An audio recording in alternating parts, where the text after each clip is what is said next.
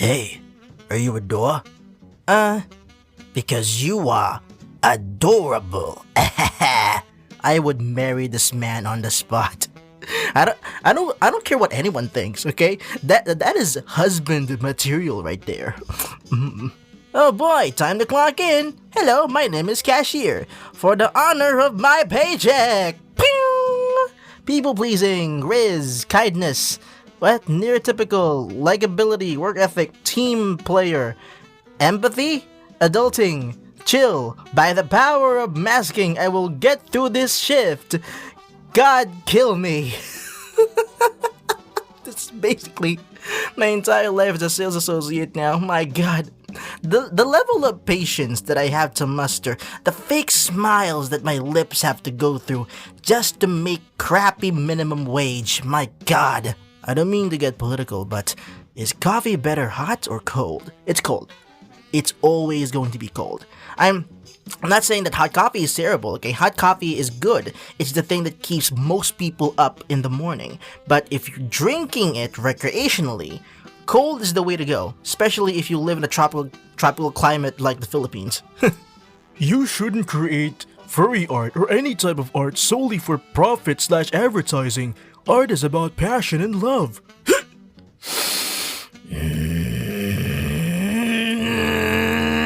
While I understand where you're coming from, and while I'd love to be able to do that, my passion for art died years ago, and this is all that's left. Art is special in that it's both a passion and a technical skill. Some people can do it out of pure passion and enjoyment. Others, like me, sorta just can do it and have found an audience that responds. I do this. Oh yeah, that's cool, yeah. Ah, dang, I hope you get your passion back, man. Maybe I should be nicer to you. Cool. So, TLDR about this little comic here. Sometimes, when a passion or a hobby becomes a job, it can become grating and tiring. Losing passion or enjoyment from a hobby that turned into a job is, well, it doesn't really feel all that good. You know that saying, when you turn a hobby into a job, you would never have to work a day in your life? That's not really true.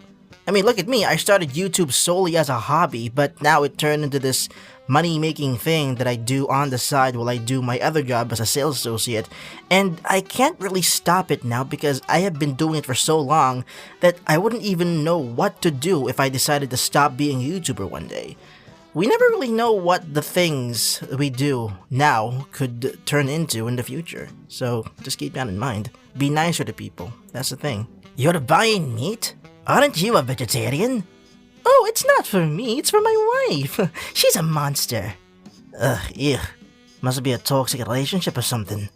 Oh, honey, I'm home. I got you some ground beef. Motherfucking ground beef!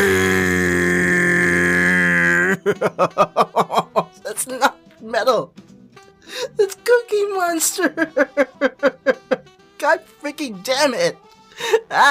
Oh, you're a furry artist? You must be loaded.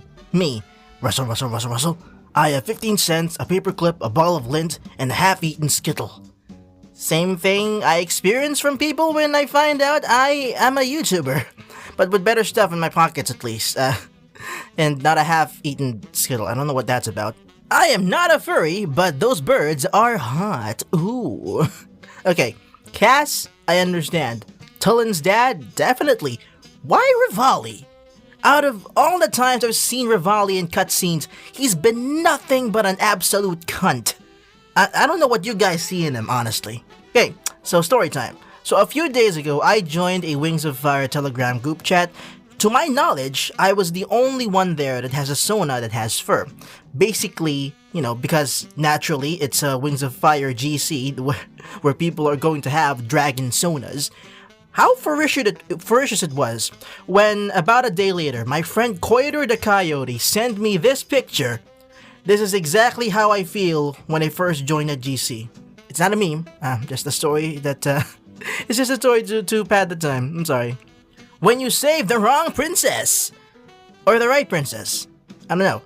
I mean, depending on how much blood is currently surging towards your cock, then yeah, maybe this is the right princess. Are you wearing a skirt? I don't like pants. The one thing Scottish people got right. Men should have the right to wear skirts, regardless of sexual orientation, or nationality for that matter. Nah, babe, you look so cute. I hate you. I guess you can say that he's a full-bred top. Ah-ha-ha. Ah-ha-ha. Yeah.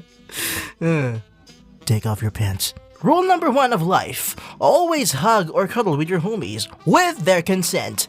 See, another thing that needs to be normalized, why can't guy friends who claim to have the strongest bonds, stronger than their mothers, their own brothers, their own girlfriends, not allowed to cuddle each other? You would think that having the closeness of your homies, that you would be open enough to be cuddling at least once or twice a week with them. Come on, let's stop that. I turned this person into a furry. This hits me on a very personal level. Because it was Renamon that made me like Anther designs in the first place.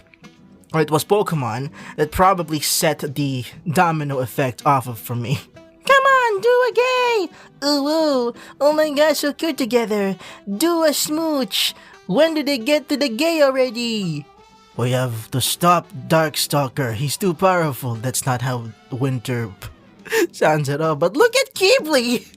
Not a thought behind those eyes. Okay, bit of a trivia here. Tui T. Sutherland, the author of the Wings of Fire books, have confirmed that Keebly and Winter are in fact bisexual. They could have been a thing, but then, Darkstalker happened and ruined everything, so I guess that'll never happen at all. Big things, small packages. Unless Fox has like a really big schlong or Wolf has a very tight asshole, I don't think these shirts are accurate. When you and your roommate save on the water bill by showering together, you may think that there's something silly going on here, but that is actually like legitimately, a good idea when you really think about it. Plus, you could help each other with the hard to reach places on your bodies. It's a win-win. Why can't this be normalized as well? Yup, this is going to consume my life. New obsession. This is entirely me with Wings of Fire currently. If you asked me like maybe a year ago that I would be obsessed with like a book series that came out in 2012 about dragons, and I would be spending like tons and tons of money on the books, I would call you crazy, because during that time I wasn't like making enough money from YouTube at that moment. I was just making enough to get by. And now, look at me, I ended up buying the entire 15-book series novel, the entire set of the main series on Facebook Marketplace for $24. It was a steal, a lot of people love it, but still, for me to think that I would be spending money on a bunch of books, a series of books, book series basically, that came out in like 2012, it's crazy, man. It's really crazy.